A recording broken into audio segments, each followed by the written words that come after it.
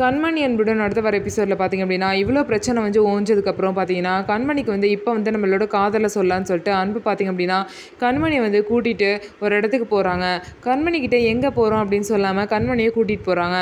So கண்மணி பார்த்திங்க அப்படின்னா எங்கே போகிறோன்னு சொல்லுங்கன்னு சொல்லிட்டு அன்புக்கிட்ட கேட்டுக்கிட்டே வராங்க.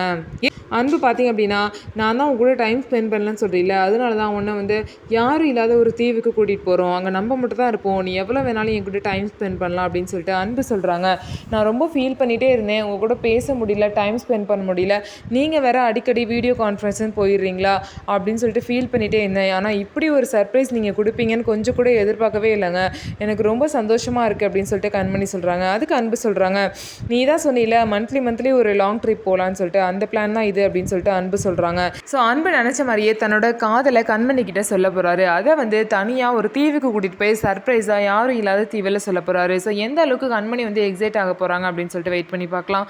நம்ம வீடியோ உங்களுக்கு பிடிச்சிருந்தா நம்ம வீடியோவை லைக் பண்ணிக்கோங்க, மறக்காமல் நம்மளோட சேனலை சப்ஸ்கிரைப் பண்ணிவிட்டு பாருங்கள்.